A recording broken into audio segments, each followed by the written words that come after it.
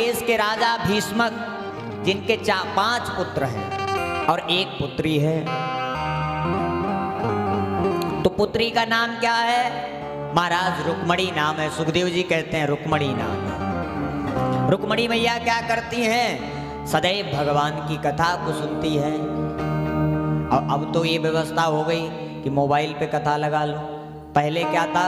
ब्राह्मणों से या संतों से कथा सुनी जाती थी।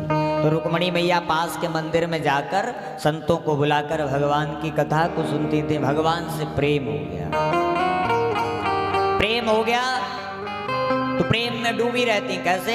जैसे मीरा। तो रुक्मणी मैया को प्रेम हुआ, रुक्मणी मैया भगवान को पाना चाहती है। और भगवान किसी भी व्यक्ति की इच्छा को तोड़ते नहीं है, उस इच्छा को पूर्ण करते हैं। इधर होता क्या है?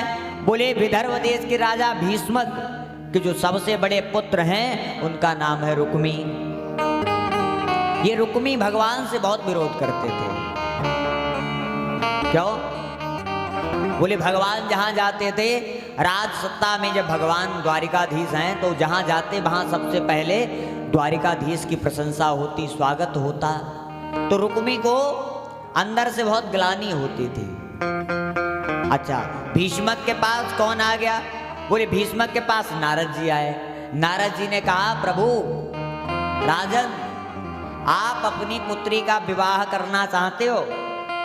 तो भीष्मक ने कहा हाँ महाराज करना चाहते हैं, आप बताओ कोई अच्छा वर हो। तो नारद जी द्वारिकाधीश के गुणगान करने लगे।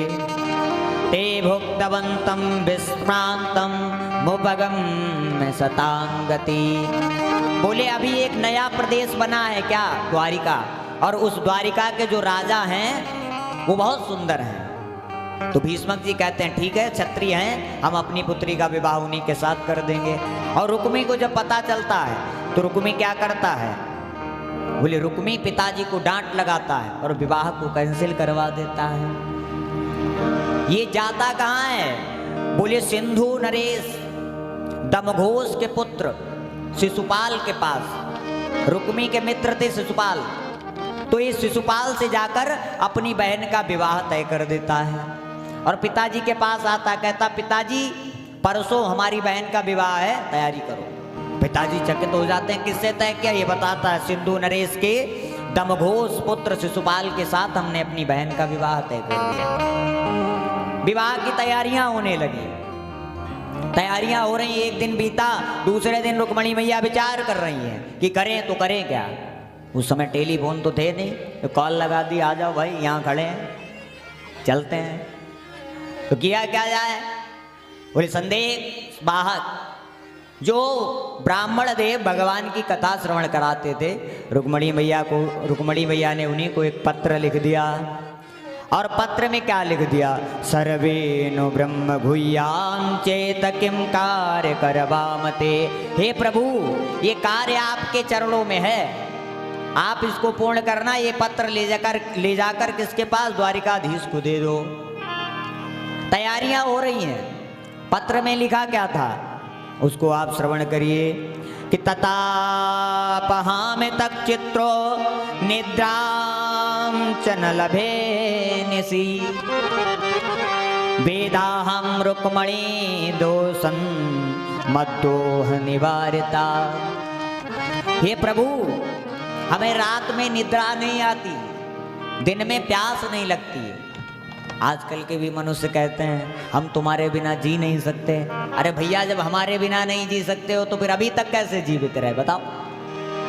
आजकल के बालक बालिकाएं थोड़ा सा प्रेम पाते हैं पागल हो जाते हैं। लेकिन यहाँ रुक्मणी मैया बुद्धि से काम लेती है। जिसको प्रेम हो वो बुद्धि से काम ले।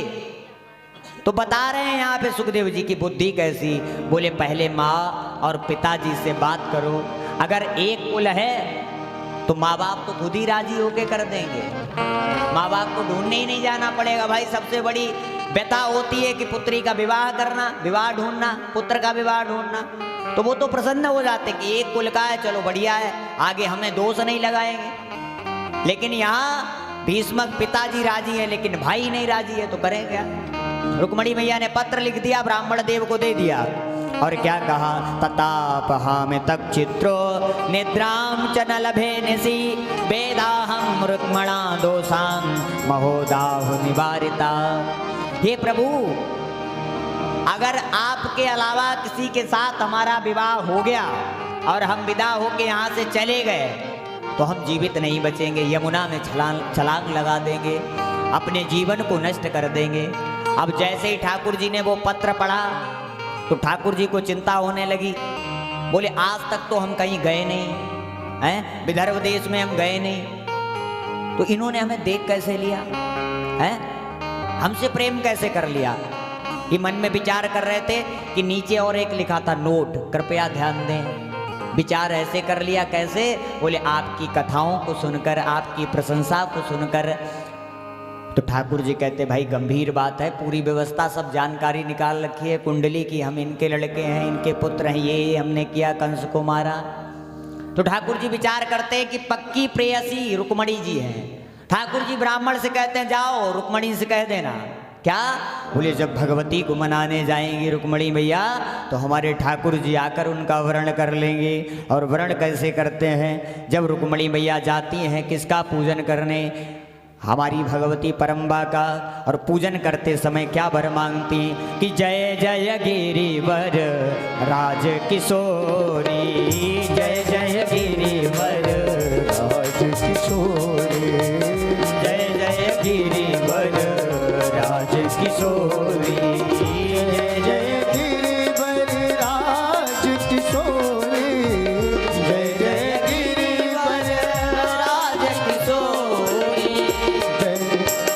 जय महेश मुख चंद्र चकोरी, जय महेश मुख चंद्र चकोरी, जय गजबदन सड़ानन माता, जय गजबदन सड़ानन माता, जगत जननी विनुति गाता, जगत जननी विनुति गाता, जगत जननी विनुति गाता। जैसे ही भगवती मैया के पास रुक्मणी मैया जाती हैं और स्तुति करती हैं, जय जय गिरिवर राज किशोरी, जय महेश मुख चंद्र चकोरी। हे भगवती, हम आपसे क्या मांगते हैं? बोले हम उस पर ब्रह्म परमात्मा को मांगते हैं। देखिए, हम जिसके सामने जाएं मांगने तो उसके सामने खड़े होकर हम उसी वस्तु का ध्यान करें जो हमारे हृदय में है। आज रुक्मणी मैया भगवती के सामने खड़ी हैं, लेकिन दर्शन ठाकुर जी का कर रही हैं।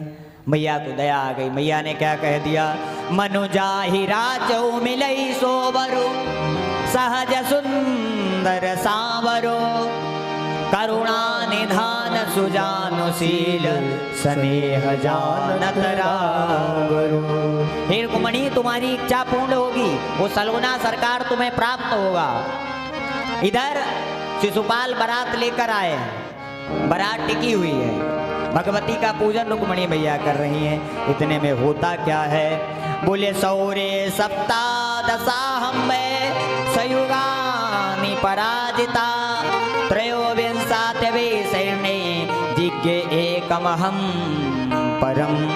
ठाकुर जी आते हैं और आकर करते क्या है, रथ पर आते हैं, देखते ही देखते करते क्या है, बोले रुक्मणी मैया का हाथ पकड़ते हैं मंदिर के पास और भगवती के सामने संकल्प लेते हैं कि हे भगवती, इस रुक्मणी का हमने वर्ण कर लिया है और आपके सामने हम इस संकल्प लेते हैं कि इसके साथ हमने विवाह कर लिया।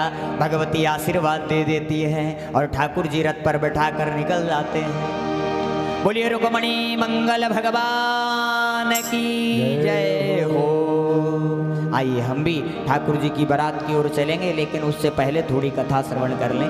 अभी मंगल गीत नहीं प्रारंभ होंगे। ठाकुर जी ले जाकर, जैसे ही ले जा रहे हैं रथ पर सवार करके रुक्मणी को, वैसे ही रुक्मणी को पता चलता है तो रुक्मणी पीछे अपना रथ दौड़ा देता है बहन की रक्षा के लिए, बहन को पकड़ने के लिए। क्यों? बोले नाक कट जाएगी।